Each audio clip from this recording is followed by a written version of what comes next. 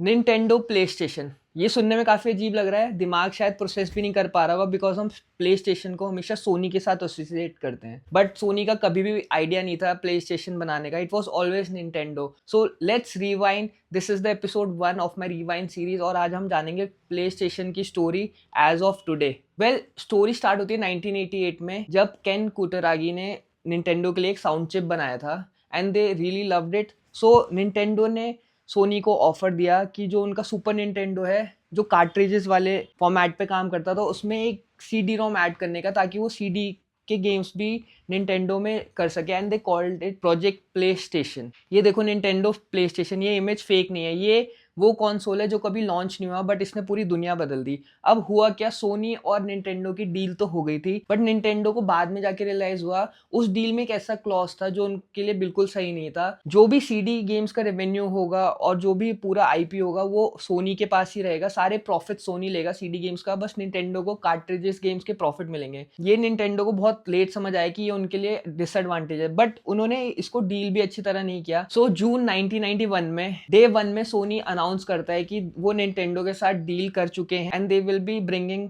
Play station, जो CD और cartridge का कॉम्बिनेशन होगा और दोनों गेम्स खेल सकते हैं। अब ट्विस्ट क्या आता है, डे 2 में निंटेंडो ने अनाउंस कर दिया कि they are not doing the deal with Sony and वो सोनी के राइवल फिलिप्स के साथ जाएंगे जो उन्होंने बनाया भी एक कंसोल CDI नाम से, जो बिल्कुल ही फ्लॉप था। अब सोनी के लिए एक बहुत ही बड़ा पब्लिक ह्यूमिलेशन था बिकॉज वो पहले ही अनाउंस कर चुके थे कि वो डील कर रहे हैं निंटेंडो के साथ एंड निंटेंडो ने बाद में बैकआउट कर दिया, वो भी पब्लिकली, एंड जापान में ये बहुत ही बड़ा ह्यूमिलेशन कंसिडर होता है। अब सोनी गुस्से में जापान गया, सबको लगा कि सोनी गेमिंग का मार्केट शायद छोड़ देगा, बट जो सोनी ने नेक्स्ट किया वो पूरी गेमिंग इंडस्ट्री को चेंज करने वाला था। सोनी ने वापस आके निंटेंडो को कैसे बर्बाद किया, स्टोरी कंटिन्यू होगी पार्ट 2 में।